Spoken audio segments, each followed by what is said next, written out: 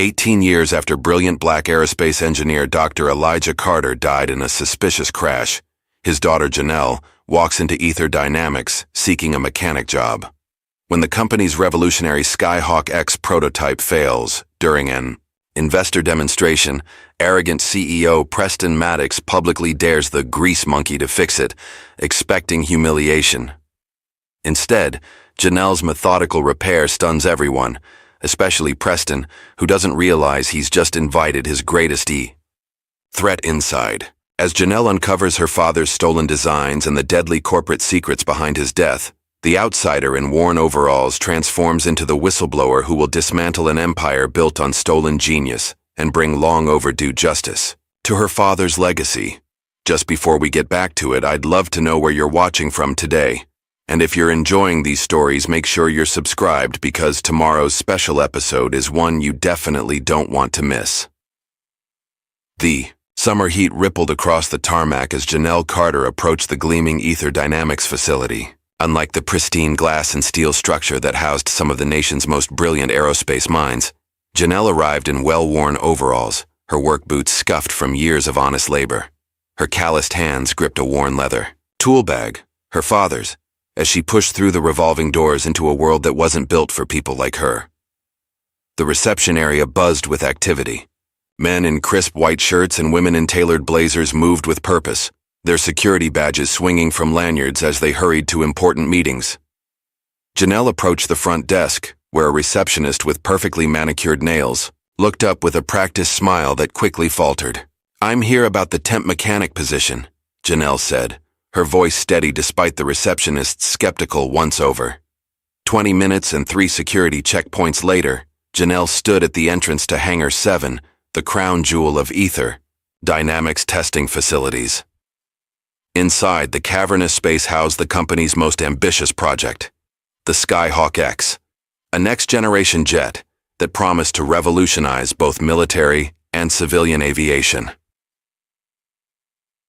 The moment she stepped through the doors, conversations quieted. Engineers turned, their expressions shifting from curiosity to dismissal in seconds. A tall man with graying temples snickered to his colleague, just loud enough for Janelle to hear. "Looks like someone took a wrong turn at the janitor's office." Janelle kept her eyes forward, her jaw set. She'd heard worse. At the center of the hangar, surrounded by a group of men in expensive suits, stood Preston Maddox. Even without the introduction, Janelle would have known he was in charge. Everything about him, from his perfectly tailored three-piece suit to his commanding stance, screamed power and privilege.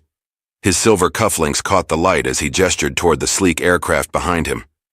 "Gentlemen, the SkyHawk-X represents the future of American aerospace dominance," Preston announced to the VIP investors and military officials. Its proprietary combustion system delivers 30% more thrust, while consuming 20% less fuel than anything currently in service. As Preston continued his pitch, a young technician with a clipboard approached Janelle. "You must be the new hire," he said, extending his hand. "I'm Liam Rivas, Junior Systems Tech." "Janelle Carter," she replied, shaking his hand firmly. HR said, "You'd be starting today. They didn't mention you'd be walking into the middle of Preston's dog and pony show for the investors." Liam grimaced. "Bad timing." Before Janelle could respond, a commotion erupted near the aircraft.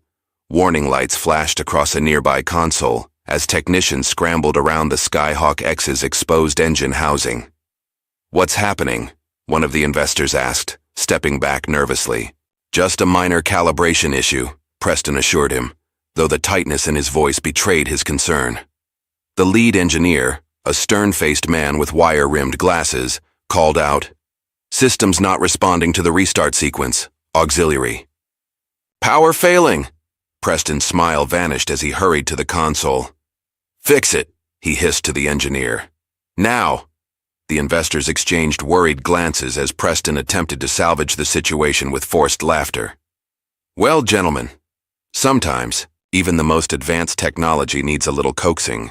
Janelle watched the engineers work, her eyes narrowing as she studied the diagnostic readouts visible on the nearest monitor. She noticed a pattern in the power fluctuations that seemed familiar. That's an airflow choke in the auxiliary combustion system, she muttered under her breath. Liam glanced at her, surprised. What did you say? The fuel mixture is too rich at the intake, and there's back pressure in the tertiary valve, Janelle continued quietly. It's causing the system to stall before ignition can stabilize. Liam stared at her, his clipboard forgotten in his hands. How could you possibly know that from here? Janelle shrugged. The fluctuation pattern on the monitor. I've seen it before. The commotion continued as more engineers gathered around the jet, their voices growing more urgent. Preston's face had turned an alarming shade of red as he berated the team for their incompetence. This is exactly what we can't have happen today, he snapped. These people are here to invest millions. Something in Janelle shifted. Perhaps it was the familiar problem, or perhaps it was the dismissive way Preston spoke to his team. Before she could reconsider, she stepped forward. Excuse me, she said, her voice cutting through the chaos. I think I know what's wrong.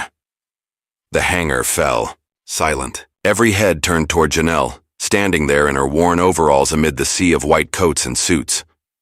Preston stared at her, his expression a mixture of confusion and annoyance.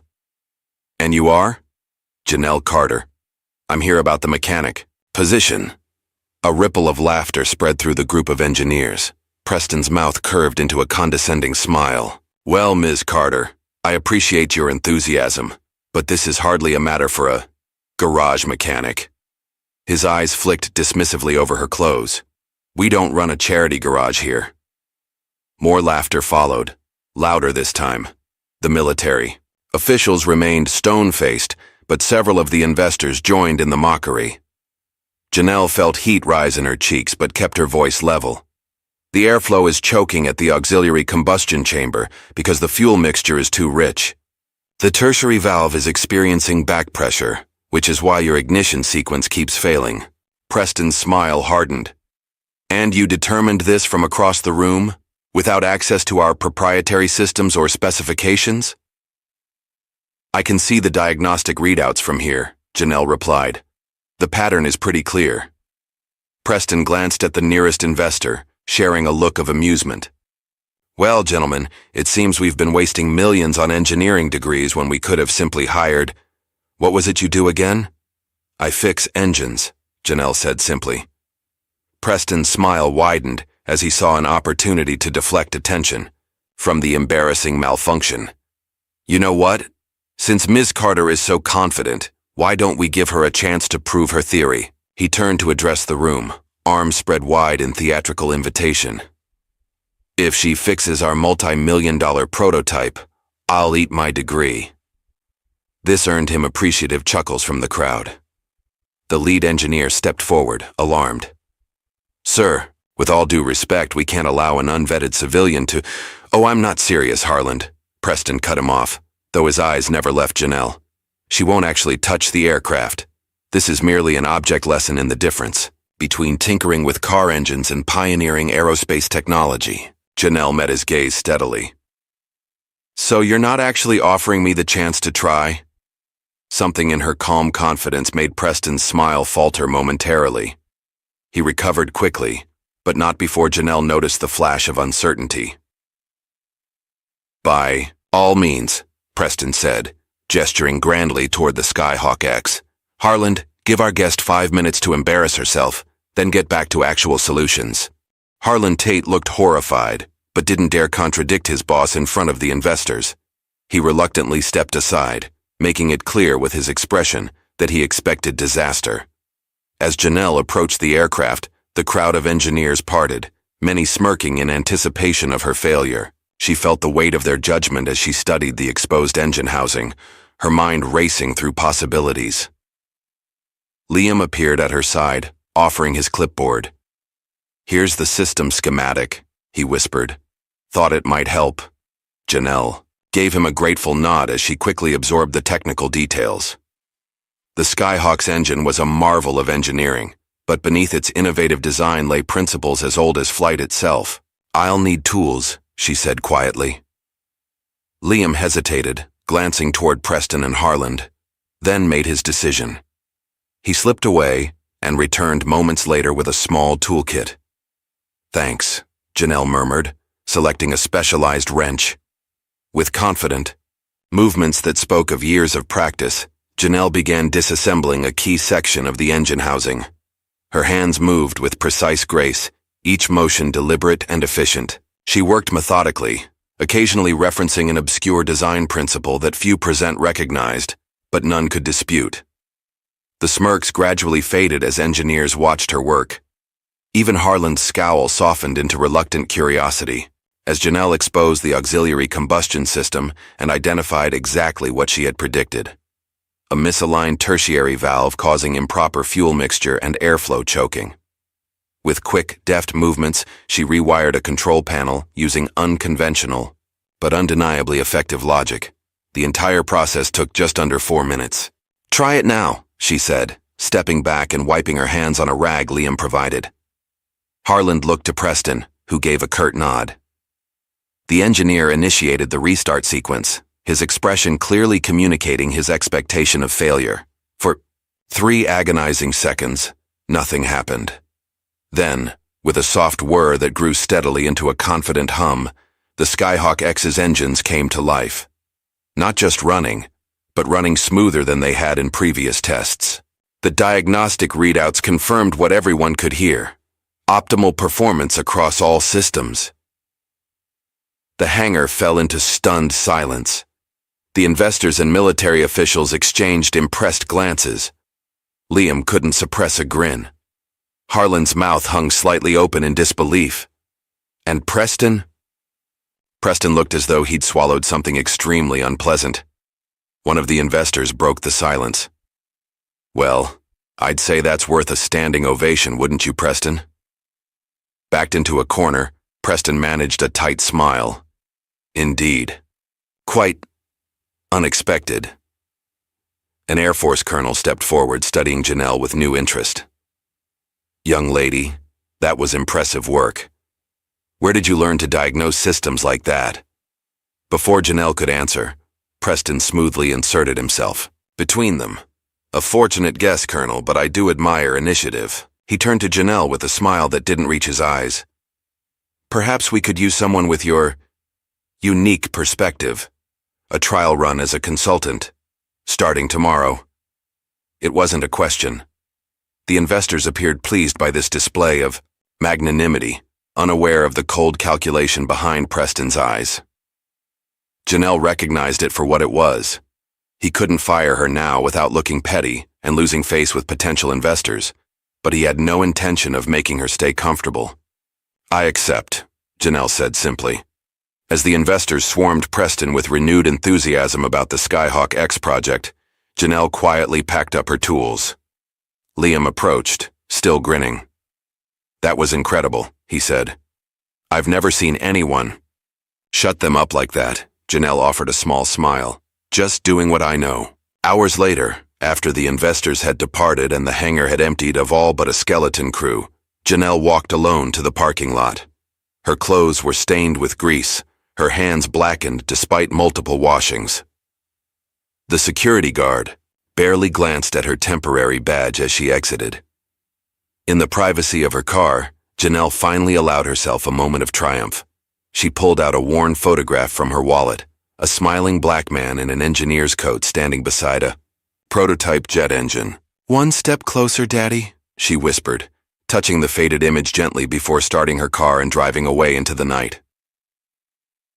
The next morning, Janelle returned to Aether Dynamics with her father's tool bag and a quiet determination. Gone was the element of surprise. Today, she'd face the full brunt of a workplace that had already decided she didn't belong. The moment she stepped into the hangar, the atmosphere shifted. Conversations halted mid-sentence. Engineers who had witnessed yesterday's demonstration suddenly found their computer screens fascinating. A few junior techs offered tentative nods, but most simply pretended not to see her. Harlan Tate stood at the central workstation, surrounded by his inner circle of senior engineers. When he spotted Janelle, his face hardened. "Well, if it isn't Preston's new publicity stunt," he announced, loud enough for everyone to hear. "Come to perform more parlor tricks?" A few engineers laughed, though their amusement seemed forced. Janelle kept her expression neutral as she approached the workstation where Liam was busy inputting data. "Morning," she said quietly. Liam glanced up, relief evident in his face at the sight of a friendly presence. "Hey, glad you came back. I wasn't sure you would after yesterday." "It takes more than a few cold shoulders to scare me off," Janelle replied, setting down her bag. "Well, I've been assigned to get you set up. Preston's orders." Liam lowered his voice. "Though between us, I think he's hoping you'll get overwhelmed and quit by lunch." Janelle's lips curved in a small smile. "Then he's going to be disappointed."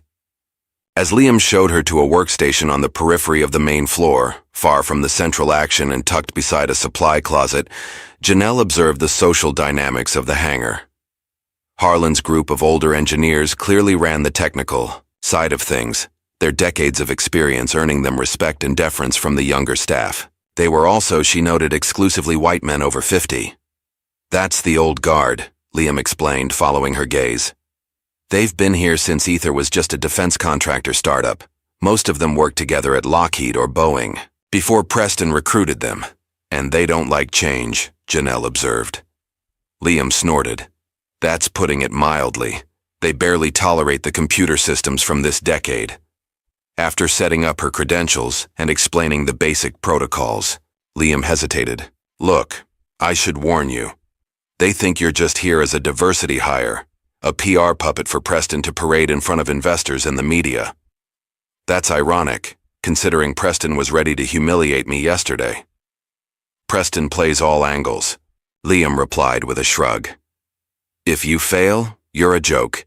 If you succeed, he takes credit for discovering you. Either way, he wins." "We'll see about that," Janelle said quietly. As the morning progressed, Janelle was assigned basic diagnostic tests.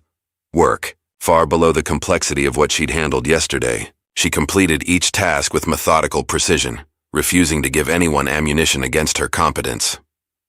During a break, Liam approached with 2 coffee cups, offering one to Janelle. "Want to see something cool? If you're up for a little exploration." Curious, Janelle followed him through a labyrinth of corridors to a rarely used section of the facility. Liam swiped his badge at a dusty door marked Archive Storage B. "Nobody comes back here anymore," he explained as they entered a dimly lit room filled with filing cabinets and old computer terminals. They digitized most of the old designs years ago, but some things never made it into the system. Janelle ran her fingers along a cabinet drawer labeled Project Horizons, 2004-2007. Something about the date range made her heart beat faster. Liam moved to a corner where blueprint tubes were stacked haphazardly. "I found these while looking for parts catalogs last month. Check this out." He carefully unrolled a faded blueprint onto a dusty table. Janelle's breath caught. The schematic showed an experimental propulsion system with a distinctive intake. Design, one she recognized instantly. "This looks like..." she began, then stopped herself. "Like what?" Liam prompted. "Nothing. Just reminds me of something I saw once." Janelle studied the blueprint carefully, noting the design date, June 2006. Her father had been alive then. As they were leaving the archives, Janelle's mind raced with questions. The blueprint's design elements were eerily similar to sketches she'd seen in her father's workshop, sketches he'd worked on in the months before his death. Back at her workstation, Janelle was lost in thought when a memory surfaced. Herself, as a little girl, sitting on her father's lap as he explained a complex engine diagram.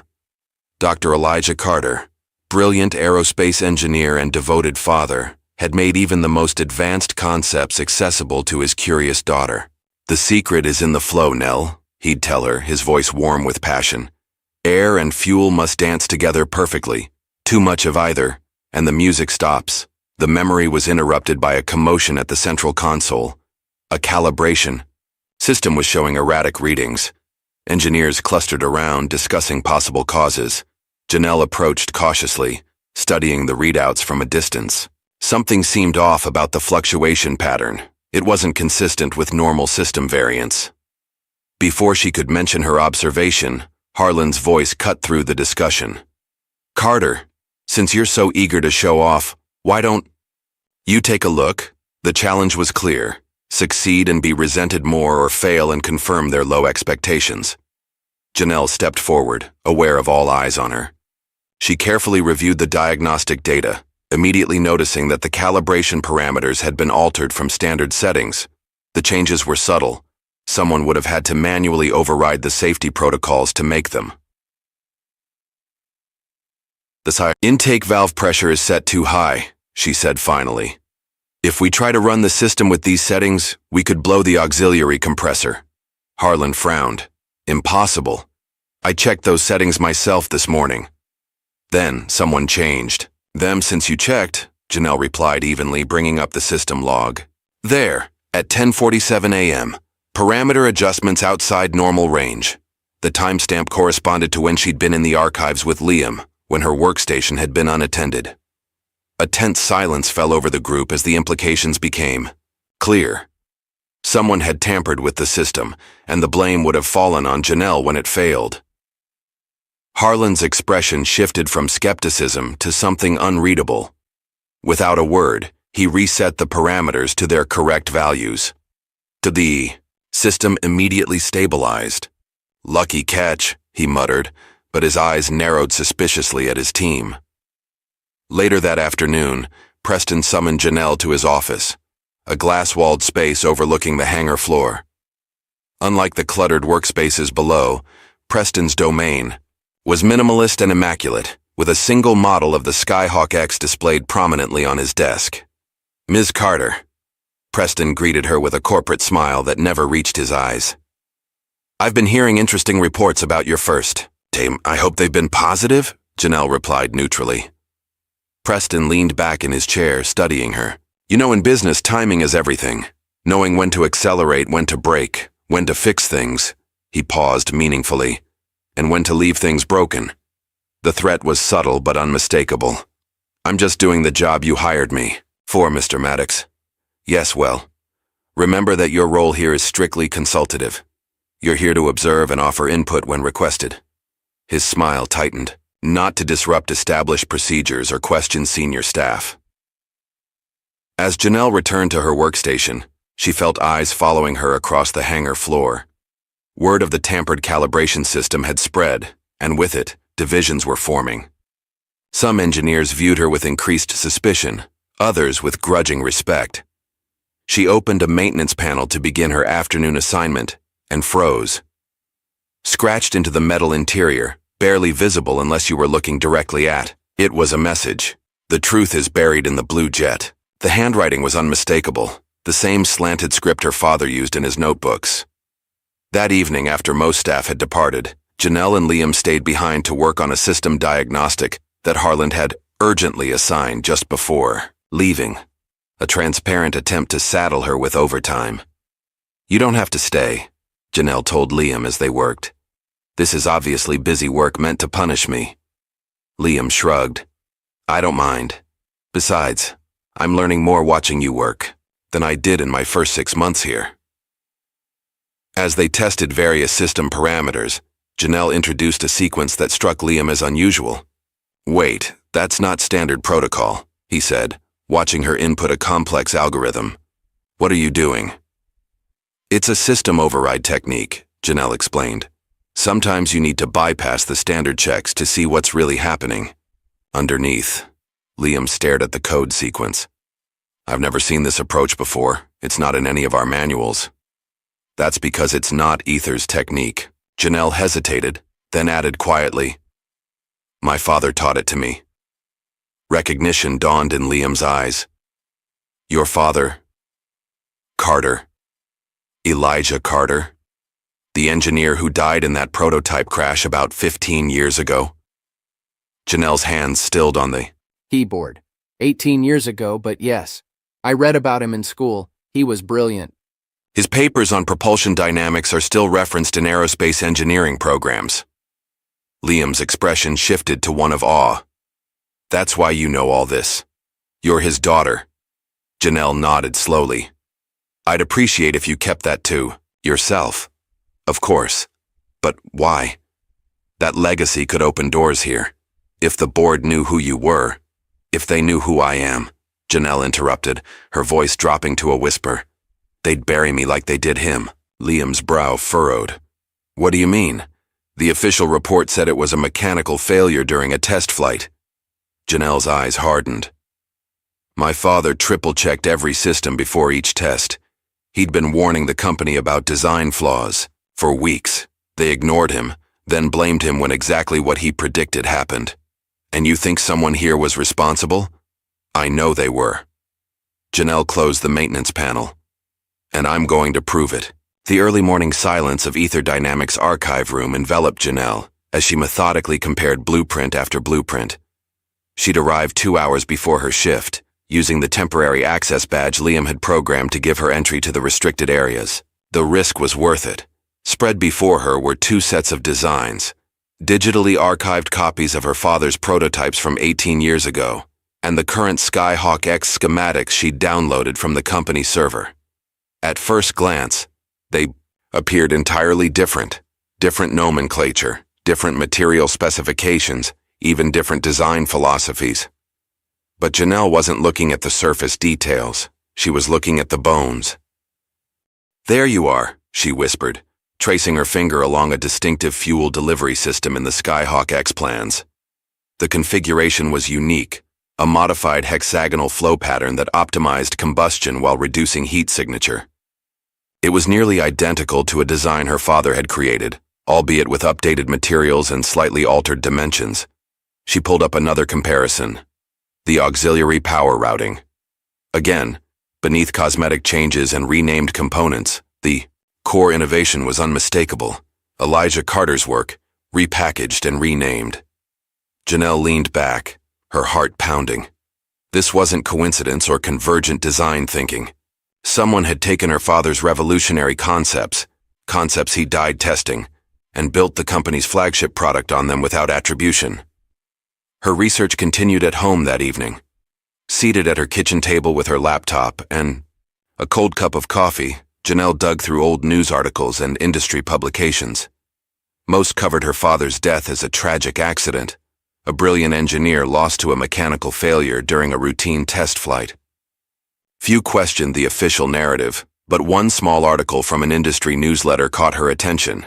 It listed the personnel present during the fatal test flight, including interns and support staff. Near the bottom of the list, P. Maddox, engineering intern. Janelle stared at the name. Preston Maddox had been there when her father died. Not just at the company, at the actual test site. Further searching revealed that Preston had been a graduate student at MIT interning at Aether's predecessor company, Coleman Aerospace. His thesis project had focused on next-generation propulsion systems, the very technology her father had been developing. You were there, Janelle murmured, staring at a grainy photo of a much younger Preston standing in the background of a team picture. You saw what happened. The next day, Janelle arrived at work to find Liam in an unusually somber mood. When they were alone at the coffee station, he finally spoke. Preston called me into his office yesterday, he said quietly, checking to ensure no one was within earshot. Offered me a promotion to the integration team. That's great, Janelle said, though something in Liam's expression told her otherwise. There were conditions. Liam's voice dropped lower. He wanted me to keep an eye on you and report anything unusual about your work or your access to the systems. Janelle's face remained neutral, though her grip tightened on her coffee cup. What did you tell him? I said I'd think about it. Liam met her eyes. Then I went home and recorded everything he said. I've got it all, the offer, the conditions, even him implying that your ideas shouldn't make it into the official documentation. Before Janelle could respond, the hangar doors opened, and an elderly man entered. Tall and thin with a shock of white hair, he carried himself with the quiet confidence of someone who had nothing left to prove. Harland immediately approached him, offering a rare, genuine smile. Delaney, what brings you out of retirement? Just checking on my legacy, the older man replied, his eyes sweeping the hangar until they landed on Janelle. For a brief moment, something like recognition flickered across his face. That's Delaney Shaw. Liam whispered to Janelle. One of the original founders before Preston bought controlling interest. He retired about 5 years ago, but they still bring him in as a consultant sometimes. Throughout the morning, Janelle felt Delaney's eyes on her as she worked. When she finally took her lunch break, she found him waiting by the exit. "You're Elijah's girl," he said without preamble. Not a question, a statement of fact. Janelle hesitated, then nodded once. "Thought so. You have his eyes. And his hands. The way you handle the components. Deliberate, like you're having a conversation with the machine." Delaney's weathered face softened. "He was the best engineer I ever worked with. You knew my father well?" "We worked together for 6 years. Delaney glanced around, then gestured toward the exit. "Walk with me." Outside in the sunshine of the employee courtyard, Delaney spoke more freely. "I was on site the day of the accident. Not in the control room, I was at the fabrication lab. But I heard the explosion." His eyes grew distant. "By the time I got there, the emergency crews were already pulling him out of the wreckage." Janelle had heard the story before, but never from someone who had witnessed it. The official report said mechanical failure, fuel line rupture. Delaney's expression hardened. "That's what the report said." "But you don't believe it." The old engineer studied her carefully before answering. "Your father came to me 2 days before the test. He had concerns about modifications that had been made to his design, modifications he hadn't approved."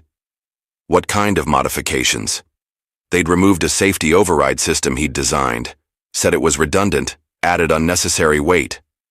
Delaney shook his head. "Elijah fought them on it, but he was overruled by management." Janelle felt cold despite the warm sun. "Who ordered the modification?" "That's the thing. The order came through official channels, but no one would claim responsibility afterward. Everyone involved either left the company or suddenly couldn't remember the details." Delaney leaned closer. "Walk away, Janelle. Before they do to you what they did to your father." As the old engineer turned to leave, Janelle called after him. "Why are you telling me this now?" Delaney paused. "Because I was a coward 18 years ago. I knew something wasn't right, but I kept quiet to protect my job, my reputation." His eyes met hers. "I've regretted it every day since." That evening, as a summer storm rolled in across the airfield, Janelle found herself alone in the parking lot, or so she thought, until a sleek black Audi pulled up alongside her. The window rolled down to reveal Preston Maddox, his usual polished facade slightly undone by the late hour. "Ms. Carter," he called out. "A word before you leave?" Rain began to fall as Janelle approached the car, her posture guarded. Preston studied her through the open window. "I understand Delaney Shaw introduced himself today. Quite the coincidence." "Is it?" "He's become somewhat unreliable in his old age, prone to conspiracy theories and revisionist history." Preston's smile was cold. "I wouldn't put much stock in his stories." "I don't recall mentioning any stories." Something flickered in Preston's eyes, a calculation being made. "Let's drop the pretense, shall we? I know who you are, Janelle Carter. I knew the moment HR forwarded your application." The rain intensified, soaking through Janelle's jacket, but she stood her ground. "Then you know why I'm here. I assumed it was for employment, but perhaps your motives run deeper." Preston leaned forward. "You think you're the first to dig up bones? Your father didn't know when to quit either." The threat hung in the air between them, barely audible over the drumming of rain on the car roof. "Is that what happened?" Janelle asked, her voice steady despite the chill spreading through her body. "He wouldn't quit, so you made him?" Preston's laugh held no humor. "Such drama. Your father died in a tragic accident. An accident caused by his own stubbornness and refusal to adapt to practical realities." "You mean his refusal to compromise safety for profit?" "I mean his refusal to be a team player." Preston's expression hardened. A quality his daughter seems to have inherited. With that, he rolled up his window and drove away, leaving Janelle standing alone in the rain, her suspicions now certainties. The next day, during a routine maintenance check of the SkyHawk-X, Janelle discovered something unexpected. Hidden inside the maintenance hatch, partially concealed behind a bundle of wiring, was a small, non-standard module with a damaged memory drive. She carefully photographed it in place before removing it, noting that it hadn't been included in any of the official schematics. The casing was older than the surrounding components, its design reminiscent of technology from nearly 2 decades ago. "What did you hide?" she whispered, running her fingers along the scratched surface. That evening, Janelle, Liam, and Sahana Patel, a junior engineer who had recently begun sharing knowing looks with them whenever Harland or Preston made dismissive comments, gathered in Janelle's apartment to examine the mysterious module. "It's definitely not standard Aether equipment," Sahana confirmed, examining the circuit board. "The architecture is completely different, and look at the manufacturing date, 2007. "The year my father died," Janelle said quietly. Liam connected the damaged drive to his laptop. "Most of the data is corrupted, but I might be able to recover fragments." Hours of careful work yielded only encrypted file fragments, most too damaged to decode. But just before midnight, Liam's decryption program finally broke through. "I've got something," he announced, his voice tight with excitement. The recovered file was an audio recording, badly degraded but partially audible. When they played it, Janelle's heart stopped at the sound of her father's voice, distorted but unmistakable. "If this module is active, I didn't make it. They're using SkyHawk to bury what we built, what we died for." The recording ended, in static, leaving them in stunned silence. "He knew," Janelle whispered. "He knew they would do this." "But what does he mean by what we died for?" Sahana asked. "He recorded this before the accident." "I don't know," Janelle admitted. "But this proves the SkyHawk project isn't what Preston claims it is. My father embedded this message for someone to find." "And now we've found it," Liam said, his expression grim. "The question is, what do we do next?" The answer came sooner than expected. The following day, Preston called an emergency board meeting to discuss security concerns. Janelle wasn't invited, but Liam managed to access the meeting minutes afterward. The language was carefully corporate, but the intent was clear. Preston had convinced the board that Janelle's unconventional methods posed potential risks to proprietary technology. Her access to systems was to be restricted, and her work closely monitored. "He's trying to box you in," Liam explained as they reviewed the document. "Make it impossible for you to find anything else without triggering security protocols." "Then we need to work faster," Janelle replied, her determination only strengthening. "Before he buries the truth completely." Gray clouds hung low over the airfield as the SkyHawk-X prepared for its scheduled test flight. In the control room, engineers monitored systems, while Preston entertained a group of Defense Department officials who had come to observe the demonstration.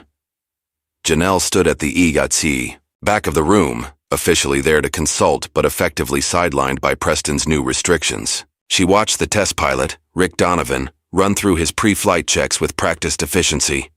"All systems nominal," Rick reported over the comm. "Ready for engine start sequence." Harland, at the lead console, gave the go-ahead. "Cleared. For startup, proceed with test protocol Alpha 7. As the engines powered up, Janelle's eyes remained fixed on a specific readout, the auxiliary power system she had modified days earlier. Without authorization, she had installed a manual override that bypassed the automated controls. If anything went wrong with the main system, the pilot could activate it directly.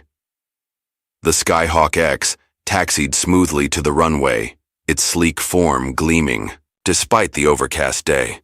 Preston's voice carried across the control room as he boasted to the officials about the aircraft's capabilities. "This will revolutionize tactical air support," he proclaimed. "Faster response time, higher ceiling, longer range, all with a reduced infrared signature that makes it nearly invisible to current detection systems." The jet accelerated down the runway and lifted gracefully into the air. For the first 8 minutes, everything proceeded according to plan. The SkyHawk-X executed a series of maneuvers that demonstrated its agility and responsiveness. Then, at 12,000 feet, something changed.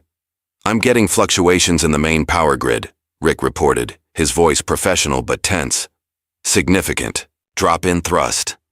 Harland leaned forward, suddenly alert. Readings confirm power degradation. Switch to backup systems. Backup systems not responding, Rick replied. Primary controls becoming sluggish. The atmosphere in the control room shifted instantly from confident demonstration to crisis management. Engineers scrambled to diagnose the problem as the aircraft began losing altitude. "What's happening?" one of the officials demanded. Preston's smile had vanished. "Just a minor anomaly. Our systems have redundancies. Main engine failing." Rick's voice cut through the room. Attempting restart sequence. Janelle pushed her way to the front, ignoring protests from security. "Rick, listen to me. There's a manual override panel under the right console. Black switch with a red guard." Preston whirled to face her. "What are you talking about? There's no such—" "I see it," Rick confirmed. "Activating now." For 3 terrifying seconds, nothing happened. Then the readout stabilized as auxiliary power rerouted through Janelle's modified system. "I have control again," Rick reported, relief evident in his voice. "Systems stabilizing, returning to base." The control room erupted in confused activity, relief mixed with urgent questions about what had just happened.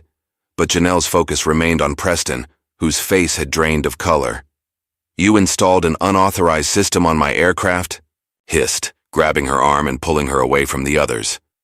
"I installed a safety measure," Janelle corrected him, pulling free from his grip. "One that just saved your test pilot and your multi-million-dollar prototype. This is sabotage. Industrial espionage." "No," Janelle countered, her voice rising despite herself. "Sabotage is what happened to that engine. Someone deliberately compromised the power routing system, the exact same way my father's prototype was compromised 18 years ago." Preston's eyes narrowed. "You have no proof of that." "I will," Janelle promised. "And when I do, everyone will know what really happened to Dr. Elijah Carter." After the SkyHawk-X landed safely and the crisis management team took over, Preston quickly moved to control the narrative. At an emergency briefing, he described the incident as a routine error that demonstrated the aircraft's exceptional fail-safe capabilities. "There will be no formal investigation," he announced to the gathered engineers. "Our internal team will review the telemetry data and make necessary adjustments before the next test flight." Janelle stood to object, but Preston cut her off. "Ms. Carter's consulting contract is suspended pending a security review. Security will escort her from the premises immediately." As security approached, Liam stepped forward. "Sir, with all due respect, Janelle's override saved the aircraft. We should at least—" "That will be all, Mr. Rivas," Preston interrupted coldly. "Unless you'd like your employment status reviewed as well." That evening, Janelle's phone rang with an unknown number. When she answered, a man's voice spoke quietly. "It's Rick Donovan, the test pilot. How did you get my number?" "Liam gave it to me. I had to call. Whatever you did to that aircraft saved my life today." Rick paused, "But they told me to keep my mouth shut about the manual override. Said it was a confidential system enhancement that shouldn't be discussed." "They're covering it up," Janelle said, unsurprised. "Just like they always do. Look, I don't know what's going on between you and management, but I've flown enough experimental aircraft to know the difference between a routine error and sabotage." Rick's voice hardened. Someone wanted that flight to fail. After the call ended, Janelle sat in her darkened apartment, turning the damaged memory module over in her hands. The partial message from her father played on repeat in her mind. "They're using Skyhawk to bury what we built." Her suspension might have locked her out of Aether Dynamics, but it hadn't diminished her resolve. If anything, the near crash had only confirmed her suspicions. The next morning, she called Liam and Sahana. "We need to build it," she told them when they arrived at her apartment. "My father's original design, the one they corrupted." "Build it?" Sahana looked skeptical. "How? We don't have access to the facilities or materials. We don't need state-of-the-art equipment," Janelle explained, spreading out her father's notebooks on the kitchen table. just enough to prove the concept works, and more importantly, that it works safely, without the flaws they introduced. Liam studied the designs. We could use the old workshop in the disused wing, the one near the archives. Nobody goes there anymore. It's risky, Sahana warned. If we get caught... It's riskier to do nothing, Janelle replied. The SkyHawk-X will fly again, and next time, my override might not save it. Over the next 2 weeks, working after hours and on weekends, they pieced together a small-scale version of Elijah Carter's original propulsion system. Liam borrowed components from storage, while Sahana reprogrammed outdated testing equipment to monitor their prototype. Meanwhile, despite her suspension, Janelle continued her investigation. She compiled evidence of design similarities between her father's work and the current SkyHawk, documented the safety overrides that had been removed, and created a timeline connecting Preston's rise at the company with the acquisition of Elijah's intellectual property. Their clandestine work was progressing well until one evening when Liam arrived at the workshop to find Harlan Tate attempting to access Janelle's workstation. "What are you doing here?" Liam demanded, blocking the older engineer's path. Harlan jumped, clearly not expecting anyone else to be there. "I could ask you the same question. This area is restricted." "So is someone else's workstation," Liam countered. "What are you looking for?" For a moment it seemed Harlan might bluster his way out, but then his shoulders sagged. "Preston sent me. He wants to know what Carter found, what evidence she has." "Evidence of what?" Harlan's expression turned bitter. "You know exactly what. The stolen designs, the safety protocols that were removed, all of it. If you know about that, why are you helping him cover it up?" Liam asked, genuinely confused. "Because 18 years ago, I signed off on those removed safety measures," Harlan admitted, his voice hollow. "Preston convinced me they were redundant, unnecessary weight.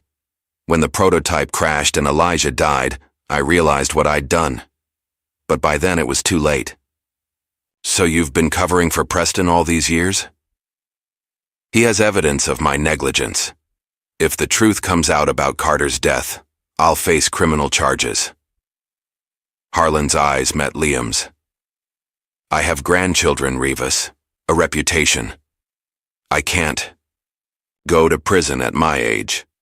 The following day, the Aether Dynamics board convened again. Preston pushed for Janelle's immediate termination and a complete security lockdown on the SkyHawk project. "She's unstable, fixated on conspiracy theories about her father's accident," Preston argued. "She's installed unauthorized modifications to our prototype and accessed restricted archives." The vote seemed headed in Preston's favor until Liam entered the boardroom unannounced, carrying a thumb drive. "Before you vote," he said, addressing the board directly, "you should hear this." He played the audio recording he'd made weeks earlier, Preston offering him a promotion in exchange for spying on Janelle, admitting knowledge of her father's designs, and instructing Liam to ensure certain documentation disappeared from the system. The boardroom fell silent as the recording ended. Preston's face had turned an alarming shade of red. "This is taken completely out of context," he sputtered. "It's been edited, manipulated." "The full recording is available for forensic analysis," Liam replied calmly, "along with timestamps and metadata." The board chair, a stern woman in her 60s, removed her glasses. "I believe we need to reconsider this vote and perhaps open a more thorough investigation into these allegations." The vote to terminate Janelle failed. Instead, the board authorized an internal review of the SkyHawk project's development history and the circumstances surrounding Dr. Elijah Carter's death. Preston stormed from the boardroom, but his victory was short-lived. That evening, as Janelle visited her mother's grave with fresh flowers, she finally allowed herself to break down. "I wanted to be just like him, Mom," she whispered, tracing the adjacent headstone that marked her father's resting place. "I dreamed of being a fighter pilot, designing planes that would change the world. But after he died, I couldn't bear to even look at an aircraft." She wiped away tears. "But now I'm finishing what he started. I'm making it right." Unknown to Janelle, at that very moment, Sahana was making a breakthrough. The memory drive they'd found in the SkyHawk-X had finally yielded its secrets after weeks of painstaking data recovery. When Janelle returned to her apartment, Liam and Sahana were waiting, their expressions a mixture of triumph and grim satisfaction. "We got it all," Sahana announced, her voice trembling with excitement. "Your father's complete designs, his test logs, and—" She paused. "A safety override system he documented before being ordered to remove it. The same override that would have prevented his crash," Liam added quietly. Janelle stared at the screen, at her father's meticulous notes, and the damning evidence they contained. After 18 years, the truth was finally in her hands. "What do we do now?" Sahana asked. Janelle's phone lit up with a notification.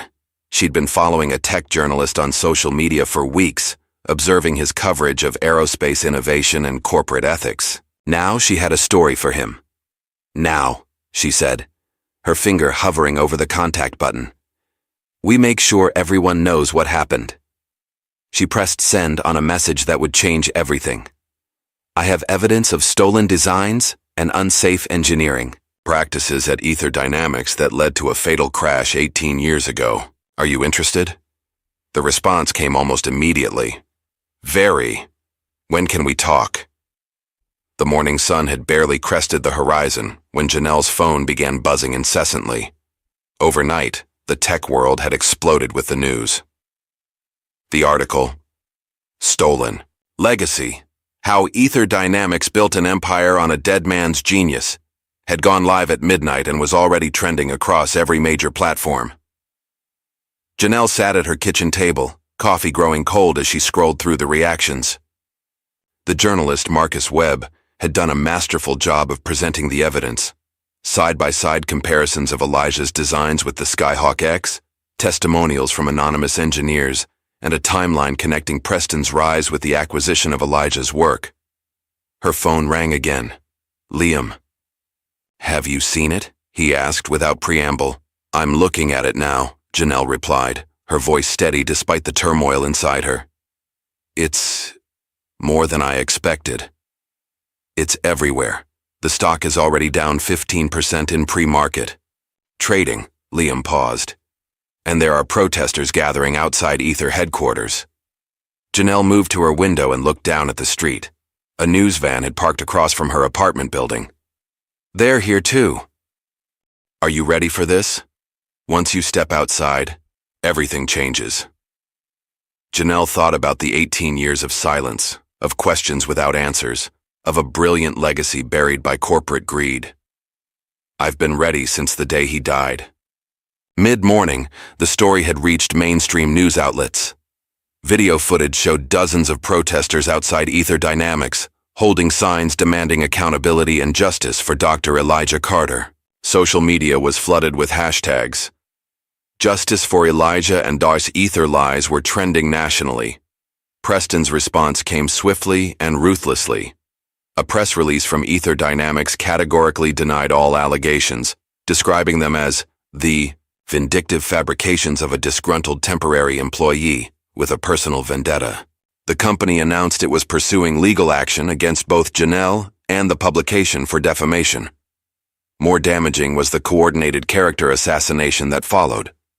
Suddenly, fabricated records of prior misconduct appeared online. Allegations that Janelle had been fired from previous jobs for incompetence, that she had a history of making false claims against employers, even suggestions that she was mentally unstable, obsessed with conspiracy theories about her father's death. "They're trying to destroy your credibility," Sahana said as they gathered in Liam's apartment, which had become their makeshift headquarters since Janelle's building was surrounded by reporters. "It was expected," Janelle replied, her calm exterior masking the hurt she felt at seeing her character so publicly maligned. "Preston has too much to lose. He'll try everything." "The good news," Liam interjected, "is that people aren't buying it. The technical evidence is too strong, and your father's reputation in the engineering community was impeccable." Later that afternoon, Janelle received an unexpected call from Marcus Webb. "The story's blowing up bigger than anything I've covered before," he told her. "Tech Insight wants to do a live interview segment with you tonight. Are you willing?" Despite Her private nature, Janelle understood the importance of controlling the narrative. "Yes," she said. "I'll do it." The interview, conducted via video link from Liam's apartment, was a turning point. Facing the skeptical questions of the host, Janelle displayed a quiet confidence and technical knowledge that impressed viewers. She didn't rant or accuse. She simply presented facts, calmly refuting the personal attacks against her while redirecting attention to her father's legacy and the evidence contained in the data drive. "This isn't about revenge," she explained, her voice steady. "It's about truth and accountability. My father dedicated his life to creating safer, more efficient aircraft. The technology he developed could have saved lives and advanced aerospace engineering by decades. Instead, it was stolen, stripped of critical safety features and used to build corporate profits." When the host pressed her on whether she had evidence connecting Preston directly to her father's death, Janelle was carefully precise. "What we have is proof that safety overrides designed by my father were deliberately removed before his fatal test flight, the same overrides that would have prevented the crash. We have documentation showing Preston Maddox was present during that test and later incorporated my father's designs into projects he claimed as his own innovations. The evidence speaks for itself." By the end of the interview, the tide of public opinion had shifted decisively in Janelle's favor. Her intelligence, integrity, and measured responses had won over skeptics and strengthened her supporters. Back at Aether Dynamics, the internal culture was fracturing. Junior engineers who had witnessed Janelle's expertise firsthand began questioning the official company line. Whispers in break rooms and encrypted messages exchanged after hours snowballed into a quiet rebellion. Anonymous tips began arriving in Janelle's email, more buried designs, documentation of hidden test failures, even security camera footage, showing Harland accessing her workstation the night before the SkyHawk-X near crash. "The dam is breaking," Liam said as they sorted through the flood of new evidence. "People are scared of being on the wrong side of this when the dust settles." The most significant breakthrough came from an unexpected source. Late one night, as Janelle was reviewing technical documentation, Liam burst into the apartment, his face flushed with excitement. "I found it," he announced, setting his laptop on the table. "The black box log from your father's crash." Janelle stared at him, hardly daring to hope. "That's impossible. The company claimed it was destroyed in the fire. They lied." Liam opened a file showing a corrupted but partially readable log. "I've been systematically accessing archived drives from that era, and I found this buried in a backup system that was decommissioned years ago. It's damaged, but there's enough data to analyze the flight parameters before the crash." They spent hours poring over the fragmented data, piecing together the final moments of Elijah Carter's life. The log showed exactly what Delaney had suggested. The prototype had suffered a catastrophic failure in exactly the system where the safety override had been removed. "This proves it wasn't mechanical failure or pilot error," Janelle whispered, her finger tracing the waveform that represented her father's final moments. "The system failed exactly as he predicted it would." The next day, Janelle received a text from an encrypted number. "Not all security contractors stay loyal when they discover they've been protecting criminals. Northern Plaza Garage, Level 3, midnight." Despite Liam and Sahana's concerns about the mysterious message, Janelle was determined to meet this potential whistleblower. "If there's even a chance they have information about my father, I have to go." The parking garage was dimly lit and eerily quiet as Janelle arrived just before midnight. She'd taken precautions. Liam was parked nearby with a clear view of the entrance, and Sahana was monitoring a live stream from Janelle's phone, hidden in her pocket. At precisely midnight, footsteps echoed through the concrete structure. A woman emerged from the shadows, tall, athletic, with close-cropped gray hair and the hyper-vigilant bearing of someone accustomed to assessing threats. "Janelle Carter," the woman stated, rather than asked. "I'm Catherine Reeves. I was head of internal security at Coleman Aerospace during the time of your father's death." "You were there?" Janelle asked, her heart racing. "I was responsible for securing the test site that day." Catherine's expression remained neutral, but her eyes held regret. What I'm about to give you could result in criminal charges against me for violating multiple NDAs, but some things matter more than legal agreements. She handed Janelle a USB drive. These are internal memos from 18 years ago that were supposed to be destroyed during the merger with Aether. Emails showing Preston Maddox specifically pressured the test coordinator to proceed, despite your father's safety concerns. Janelle stared at the small device in her palm. Why now? Why not come forward years ago? Fear. Career preservation. Shame. Catherine looked away. All the usual cowardly reasons, but watching history repeat itself with the SkyHawk-X, I couldn't stay silent anymore. As Catherine turned to leave, Janelle called after her. Will you testify if it comes to that? The poor, former security chief paused. If it means justice for Elijah Carter, yes. While Janelle was securing this critical evidence, Preston was making his own desperate moves. He called an emergency board meeting and proposed a complete corporate restructuring, selling off the SkyHawk division to a foreign subsidiary, erasing connections between current projects and past designs, and pivoting the company toward new technologies. This is our only option to contain the PR damage and protect shareholder value, Preston argued to the assembled board members. We sever the infected limb to save the body. What Preston didn't know was that the meeting was being live-streamed to investors, a transparency measure hastily implemented by concerned board members. As the vote to approve his restructuring plan approached, the boardroom doors burst open.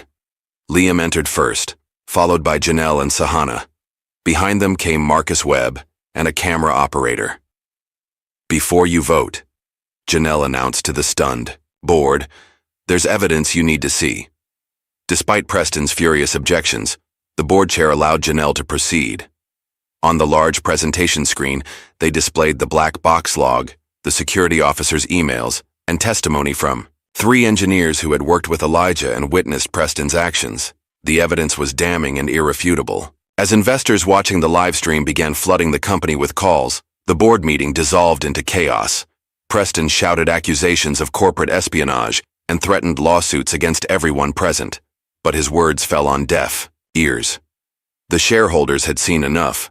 The restructuring vote was unanimously rejected, and a motion to suspend Preston pending a full investigation passed with only one dissenting vote, his own. The weeks following Preston's suspension were a whirlwind of activity at Aether Dynamics. The board appointed an interim CEO, Dr. Cynthia Morrow, a former Air Force colonel with a PhD in aerospace engineering and a reputation for uncompromising integrity. Unknown to most, she had been a contemporary of Elijah Carter's in graduate school. Janelle was reinstated with a formal apology and given unrestricted access to company archives to continue her investigation. The atmosphere in the hangar had transformed. Engineers who had once sneered at her now sought her input, and Harland, Tate's inner circle had dissolved as each member scrambled to distance themselves from the growing scandal. On her first day back, Janelle found a handwritten note on her workstation. My office, 2 p.m., C. Morrow.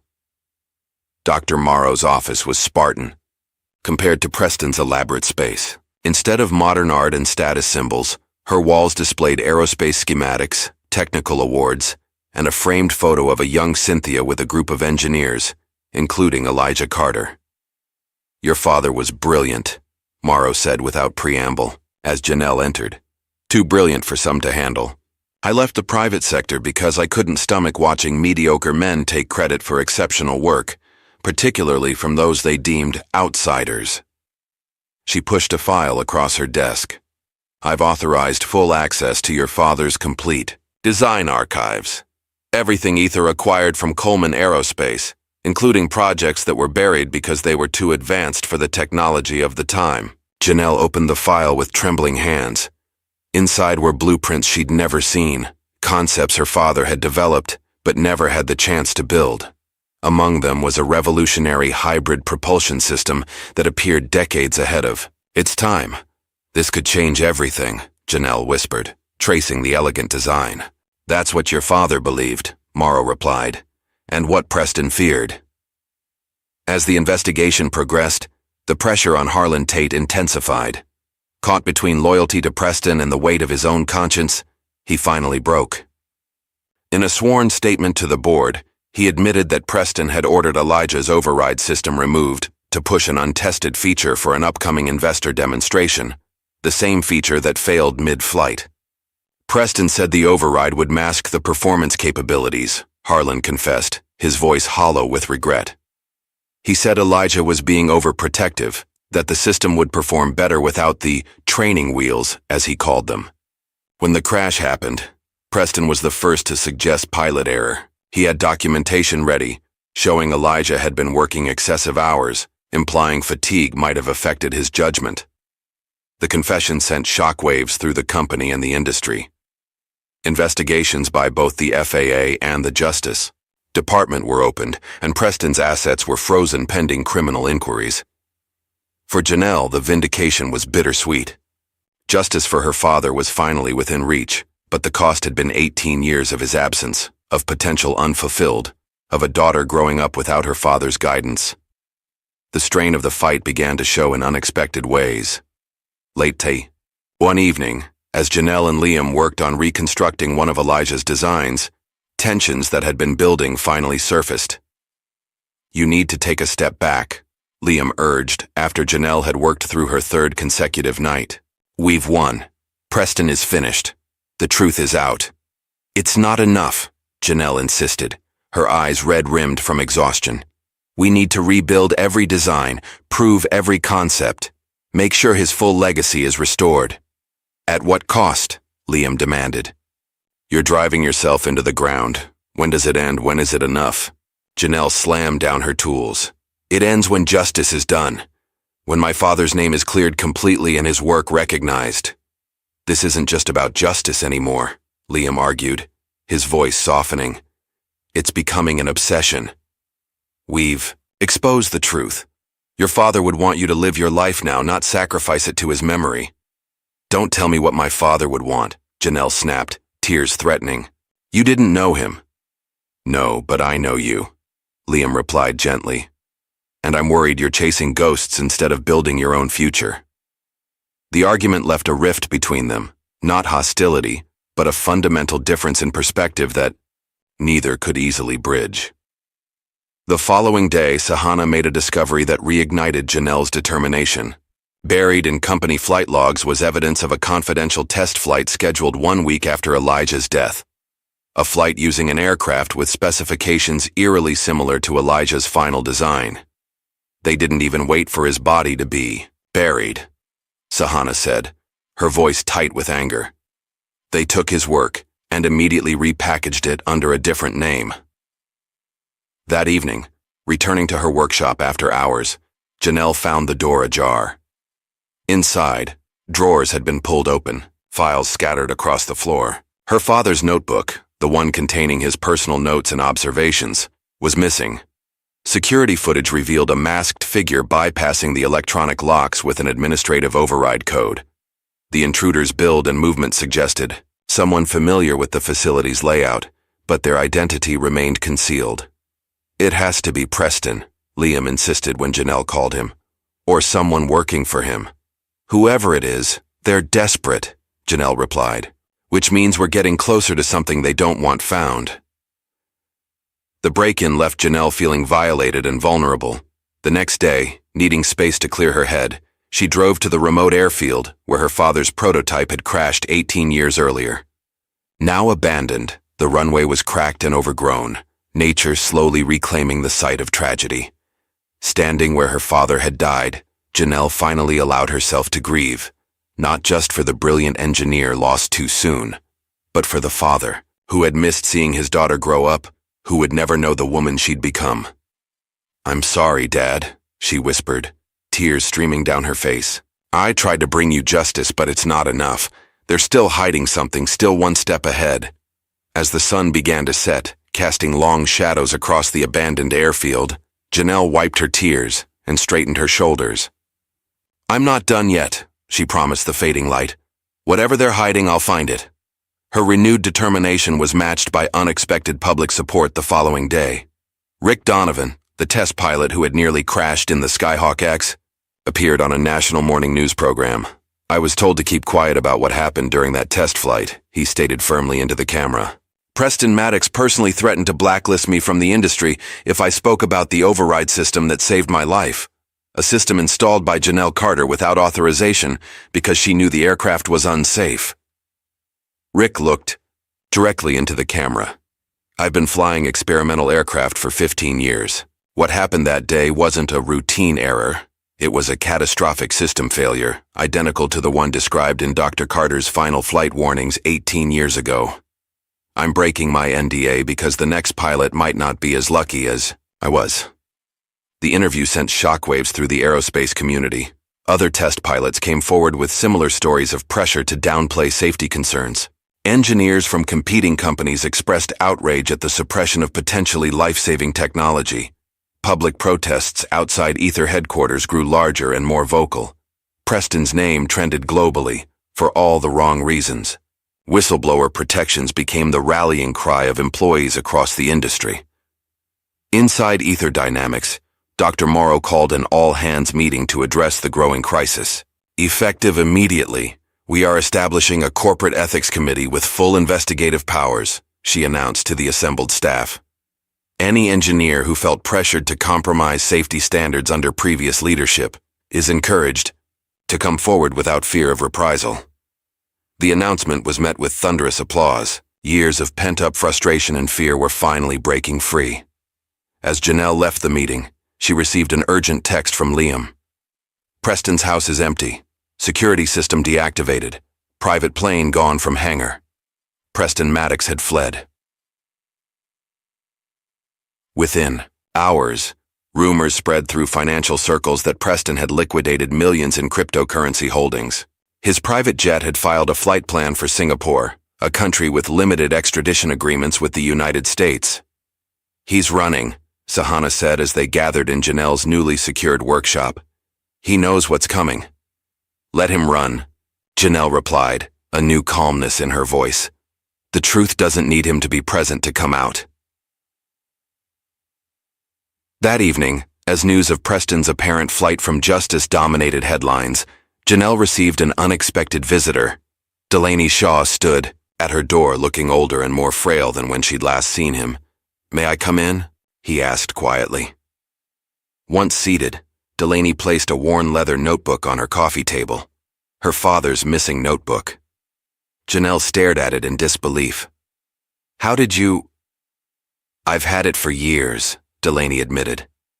Elijah gave it to me the day before the test flight. He said if anything happened to him, I should keep it safe until someone came looking for the truth. He pushed the notebook toward her. I was a coward for not coming forward sooner, but maybe this can help make amends. The last few pages, they're what Preston has always been afraid of. With trembling hands, Janelle opened the notebook to the final entries. There, in her father's handwriting, was a detailed account of his conversations with Preston in the days before the crash, including Preston's insistence that the safety override be removed, despite Elijah's protests. But more damning was the final page, a signed statement from Elijah Carter stating that if he died during the upcoming test, it would be because his safety concerns had been deliberately ignored for financial gain. He knew, Janelle whispered, tears welling in her eyes. He knew they were setting him up to fail. Delaney nodded sadly. He knew, but he flew anyway. That was Elijah. Always believed he could overcome any challenge, fix any problem. He never walked away from a fight. Janelle smiled through her tears. That sounds familiar. As Delaney rose to leave, he paused at the door. Your father would be proud of you, Janelle. Not just for exposing the truth, but for becoming the kind of engineer he always wanted to be, one who puts safety and integrity above all else. After he left, Janelle sat alone with her father's notebook, reading his final thoughts, connecting with his brilliant mind across the years that had separated them. In those pages, she found not just evidence, but closure, and a roadmap for the future. 6 months after Preston's disappearance, the Aether Dynamics hangar buzzed with a different kind of energy. Gone was the cutthroat competition and secrecy that had defined the Preston era. In its place was an atmosphere of collaborative innovation and purpose. At the center of it all stood Janelle, now officially heading the SkyHawk redesign initiative. With Dr. Morrow's full backing, she had assembled a small, dedicated team to rebuild the aircraft according to her father's original specifications, with all safety systems intact and his name prominently featured in the documentation. "Pass. Me that torque wrench," Janelle called to Sahana, who had become her right hand in the rebuilding effort. Around them, a team of engineers, some veterans, others fresh recruits drawn by the chance to work on Elijah Carter's visionary designs, worked with focused enthusiasm. The prototype taking shape before them looked similar to the SkyHawk-X externally, but its internal systems had been completely reimagined. Gone were the compromised elements that prioritized performance over safety. In their place was Elijah's original vision, a perfect balance of innovation and protection. Dr. Morrow entered the hangar, accompanied by members of the board. Unlike Preston's showy demonstrations, these visits had become regular low-key affairs, genuine progress checks rather than performances. "How's it coming along?" Morrow asked, her eyes taking in the progress with genuine interest. "We're on schedule," Janelle replied. "The propulsion system is fully integrated, and we've successfully tested the auxiliary power grid. Most importantly, the triple redundant safety override is functioning exactly as my father designed it." One of the board members, an older woman who had often clashed with Preston, stepped forward. "The board has been discussing the company's future in light of recent events. We believe a fresh start is in order." Janelle nodded, assuming they meant a new marketing campaign, or perhaps a restructuring. "Effective next quarter," the board member continued.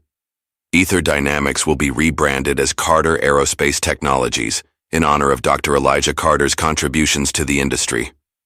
The hangar fell silent. Janelle stared at the board member, certain she had misheard. "You're naming the company after my father?" Dr. Morrow smiled. "It's long overdue. Elijah's vision is the foundation of our best technology. It's time the world recognized that." Tears welled in Janelle's eyes before she could stop them. Around her, the engineering team broke into spontaneous applause, none more enthusiastic than Harlan Tate, who had become one of her strongest advocates since his confession. Later that day, as news of the rebranding spread through the company and the industry, Janelle received word that Preston Maddox had been located in Singapore and was being extradited to face charges of corporate fraud, intellectual property theft, and negligent homicide. The trial became a media sensation. Day after day, the courtroom filled with journalists, industry insiders, and members of the public, captivated by the story of stolen genius and long-delayed justice. Harlan testified, visibly aged by the strain of finally speaking the truth. So did multiple whistleblowers, each sharing pieces of the pattern of deception and safety compromises that had defined Preston's leadership. On the third day of proceedings, Janelle was called to the stand. Walking to the witness box, she felt the weight of 18 years of questions, of grief, of searching. She was no longer the outsider in worn overalls who had entered Aether Dynamics on a dare. Now she was the engineer leading the rebirth of her father's legacy. "Ms. Carter," the prosecutor began, "could you describe for the court your father's reputation in the aerospace engineering community?" Janelle spoke clearly, her voice steady. "My father was known for two things: his brilliant innovations in propulsion technology and his unwavering commitment to safety. He believed the two were inseparable, that true innovation protected lives rather than risking them. And based on your expertise and the evidence you've discovered, what happened to compromise those principles in his final project?" His safety override system was deliberately removed against his explicit warnings. The documentation we've recovered shows that Preston Maddox ordered this modification to showcase performance capabilities to investors, despite being informed of the catastrophic risks. Preston, sitting at the defense table in an immaculate suit that couldn't hide his diminished presence, stared at her with cold hatred. As questioning continued, Janelle maintained her composure, explaining complex technical concepts in terms the jury could understand. She didn't allow emotion to color her testimony, letting the facts speak for themselves. Then came the surprise that shifted the entire trial. Janelle's legal team submitted a piece of evidence that hadn't been previously disclosed, an old audio recording found in her father's tape recorder during the cleanup of his workshop. The courtroom fell silent as Elijah Carter's voice filled the room, captured in a conversation from 18 years ago. "I'm recording this because I need a record. Preston, you're asking me to remove a critical safety system for a demonstration flight. I've explained the risks, and I'm documenting that you're overruling my objections despite being informed that this modification creates an unacceptable safety hazard." Preston's younger voice responded, "The override makes the system look sluggish. To investors, we need to show the full performance envelope. You're being paranoid, Elijah. This is why you're still just an engineer while I'm moving into management. Sometimes you have to take calculated risks." "There's nothing calculated about this," Elijah countered. "It's reckless. If anything happens during that flight—" "Nothing will happen," Preston interrupted. "And if it does, well, that's why we have insurance." The recording ended. The courtroom remained silent for several long seconds before erupting in murmurs. The judge called for order, but the damage was done. Preston's face had gone ashen. When the verdict came 3 weeks later, it surprised no one. Preston Maddox was found guilty on all counts and sentenced to 35 years in federal prison. As the judge announced the sentence, Janelle sat perfectly still, her expression unchanged. This wasn't a moment for celebration or vindication, only for quiet. Acknowledgement that justice, though delayed, had finally arrived. "Justice," she whispered to herself as Preston was led away in handcuffs. In the months that followed, Carter Aerospace Technologies rose from the ashes of scandal to become a symbol of innovation with integrity. The newly rebuilt aircraft, now officially named Elijah 1, was prepped for its inaugural test flight on what would have been Elijah Carter's 60th birthday. The morning of the flight, Janelle surprised everyone with an announcement. Standing before the assembled engineers, investors, and media representatives, she revealed her decision. "As the head of this project, I've overseen every detail of the Elijah 1's reconstruction," she began. "I know this aircraft inside and out. Every system, every safety protocol, every contingency, which is why I will be serving as test pilot for today's flight." A murmur ran through the crowd. Dr. Morrow stepped forward. "Janelle, are you certain? We have qualified test pilots available." Janelle nodded, her decision unmovable. "This aircraft represents my father's vision and my own engineering expertise. There's no one better qualified to demonstrate its capabilities and safety features."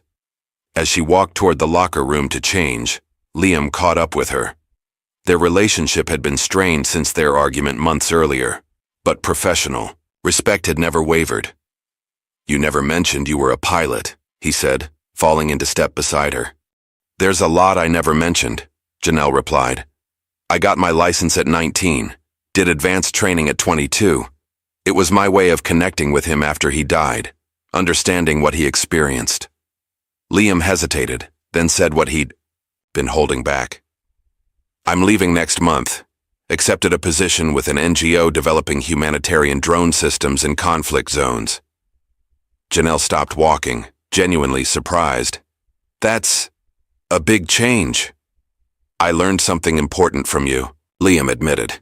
"Engineering isn't just about building impressive things. It's about making a difference, saving lives." For the first time in months, the tension between them dissolved.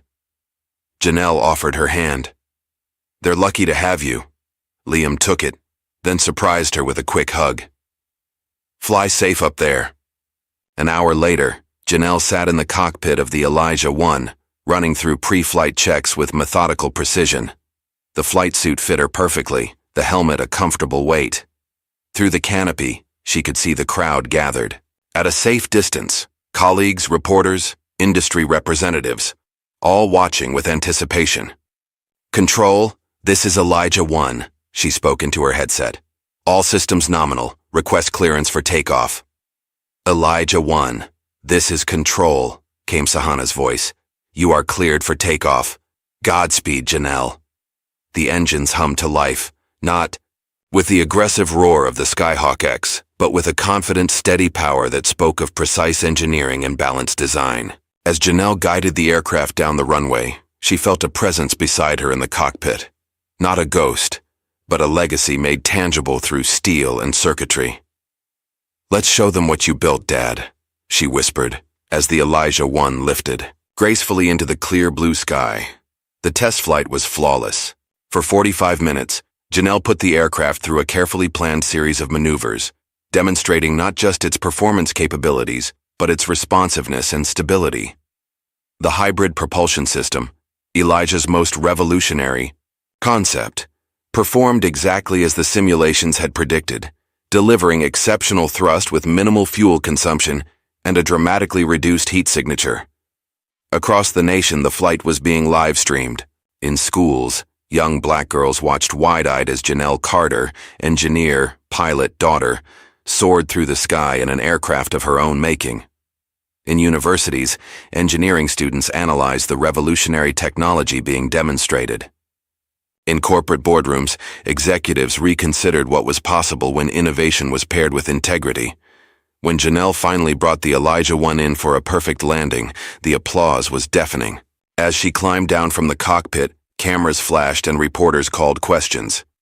But it was a small group of children, participants in a STEM education program invited to witness the historic flight, who captured her attention. A young, black girl no more than 12, pushed forward through the crowd, a notebook clutched in her hands. "Miss Carter, was it scary up there?" Janelle knelt to meet the girl at eye level, remembering herself at that age, sitting on her father's lap as he explained how engines worked. "Not scary, exciting. The sky belongs to dreamers just as much as anyone else." The girl nodded solemnly. "I want to build planes too. My science teacher says girls don't become engineers, but I told him you did." Janelle's expression softened. "What's your name?" "Zoe." "Well, Zoe, you tell your teacher that Janelle Carter says he's wrong. The future of flight needs your dreams." She gestured to the aircraft behind her. "Never let anyone steal your fire." As the crowd dispersed and the technical teams began their post-flight analyses, Janelle found a quiet moment alone beside the Elijah-1. She ran her hand along the smooth fuselage, feeling the culmination of 2 generations of Carter innovation beneath her fingertips. "We flew, Dad," she whispered. "Together." 1 year after the successful test flight of the Elijah-1, Carter Aerospace Technologies hosted a gala celebration unlike anything the industry had seen before. The company's main lobby had been transformed for the launch of the Elijah Carter Fellowship, a new initiative to fund engineering education for underrepresented youth. The room buzzed with conversation as aerospace executives mingled with educators, current Carter engineers, and most importantly, the first class of fellowship recipients. 20 brilliant young minds from backgrounds traditionally underrepresented in STEM fields. Janelle stood at the podium, dressed not in flight gear or work clothes, but in an elegant pantsuit that managed to be both professional and a statement. The crowd quieted as she began to speak. 18 months ago, I walked into this building looking for a temp mechanic job, she began, eliciting knowing smiles from those familiar with her story. I was judged instantly, not for my skills or knowledge, but for how I looked, where I came from, what I represented. She paused, her eyes finding the young fellowship recipients in the front row. That judgment was nothing new. My father faced it decades ago as a brilliant black engineer, in an industry that wasn't ready to see past the color of his skin to the genius of his mind. But he persisted. He built anyway. He dreamed anyway. Janelle gestured to the large display behind her, showing the first graduating class of the fellowship program. Diverse young faces full of promise and determination. The Elijah Carter Fellowship isn't just about funding education. It's about changing the very nature of who gets to innovate, who gets to dream, who gets to build the future. It's about ensuring that no brilliant mind is overlooked because they don't fit someone's narrow idea of what an engineer looks like. The applause was heartfelt and sustained. As Janelle stepped away from the podium, Dr. Morrow approached with a surprising proposal. The board meeting went well yesterday, she said quietly. They've unanimously approved offering you the position of Chief Innovation Officer. Janelle raised an eyebrow. That's unexpected. Is it? You've revolutionized our approach to design, established new safety protocols that are becoming industry standards, and your name carries weight that we desperately need. Morrow smiled. Plus, you're a damn good engineer. Janelle considered. The offer, watching the fellowship recipients excitedly discussing their projects with industry veterans who, not long ago, might have dismissed them without a second thought. I appreciate the offer, she said finally, but I'd like to propose an alternative. I want to head a new division, the Carter Mentorship Program. We'd work directly with engineering students, recent graduates, and career changers from underrepresented backgrounds. Morrow studied her thoughtfully. Instead of being in the executive suite, you want to be in the trenches, shaping the next generation? That's where I belong, Janelle confirmed. My father was a great engineer, but his greatest gift to me wasn't his designs. It was the time he spent teaching me, showing me how to see the world through an engineer's eyes. Later that evening, as the event wound down, Janelle found herself in conversation with Liam, who had returned for the celebration. His year working on humanitarian drone systems had changed him. His skin was tanned, his formerly neat appearance now more rugged, but his eyes held the same intelligence and humor. The mentorship program is perfect for you, he said, genuine admiration in his voice. You're a natural teacher. And you? How's saving the world going? Janelle asked with a smile. One drone delivery at a time, Liam replied.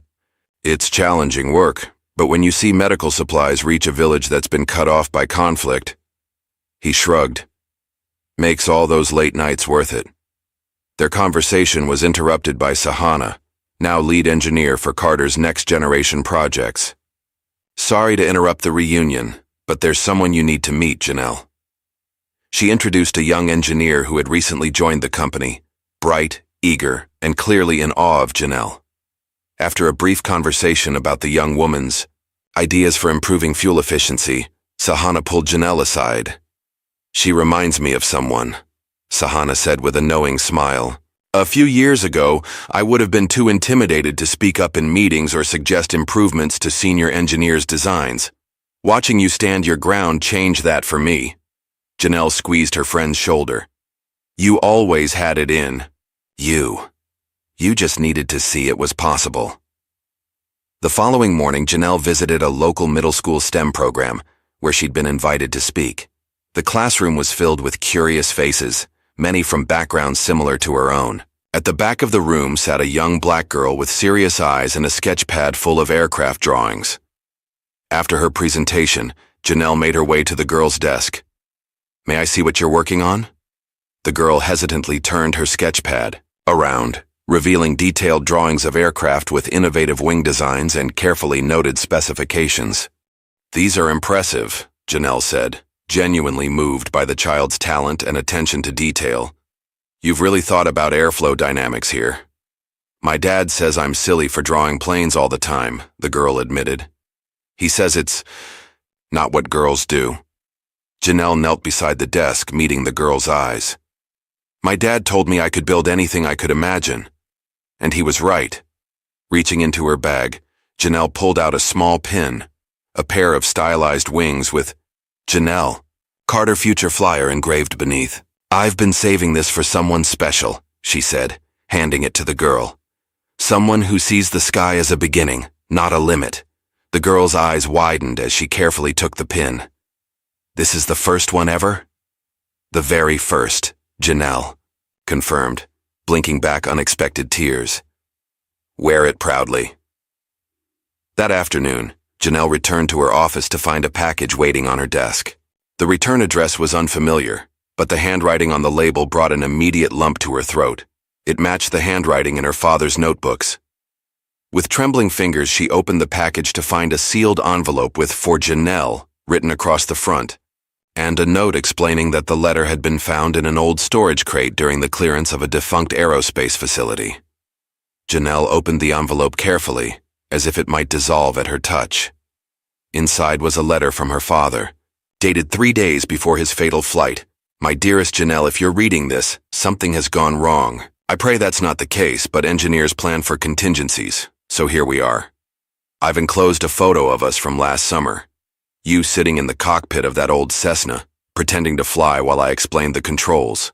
The joy on your face. That day is what I think of whenever I doubt my path. You asked me yesterday why I build things that fly. I told you it's because the sky is the greatest challenge. But the truth is simpler. I build because you're watching. Because someday, you'll build too. Maybe airplanes. Maybe something else entirely. What matters is that you'll know it's possible. Some people won't want you to succeed. They'll see your brilliance as a threat. Never let that stop you. Build. Anyway. Dream anyway. Fly anyway. This design I'm testing tomorrow, it's revolutionary, Nell. It will change everything if it works. And someday, perhaps you'll take it further than I ever could. For when you build your own wings, Dad enclosed was a faded photograph. 11-year-old Janelle in the cockpit of a small plane. Her father leaning in beside her. Both beaming with identical smiles of wonder and possibility. Janelle held the photo to her heart. 18 years of grief and purpose crystallizing into a moment of perfect clarity. The letter wasn't just a goodbye, it was a handoff, a passing of the torch from one generation of innovation to the next. Months later, as Janelle watched a new class of mentees working on their first design project, she found herself sketching an idea that had been forming in her mind, an interatmospheric shuttle based on her father's propulsion concepts, but capable of reaching the edge of space. A true bridge between worlds. Time to go higher, she whispered to herself, adding details to the preliminary design. From her office window, she could see the Elijah 1 in the testing field, being prepped for another demonstration flight. The aircraft that had once represented stolen legacy now stood as a testament to persistence, to justice, to the power of truth to eventually break through even the most carefully constructed deceptions. Janelle watched the sunset glint off its wings. From the observation deck, her eyes sparkling not with the pain and determination that had driven her for so many years, but with something new, hope for a future where innovation served humanity rather than ego, where brilliance was recognized regardless of its packaging. In the lobby below, visitors paused before a newly installed mural, Elijah and Janelle Carter. Standing side by side, blueprints in hand, the past and future of aerospace innovation united in a single image of possibility. Beneath it, words that had become the company's new motto, a simple but powerful declaration of purpose. We build, for those who dared to dream.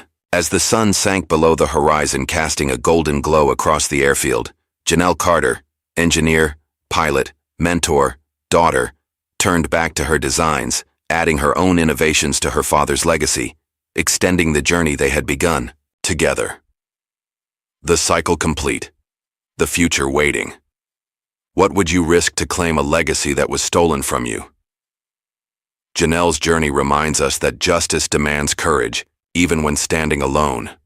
Like, share, and subscribe for more stories of underdogs who refuse to let their brilliance be buried.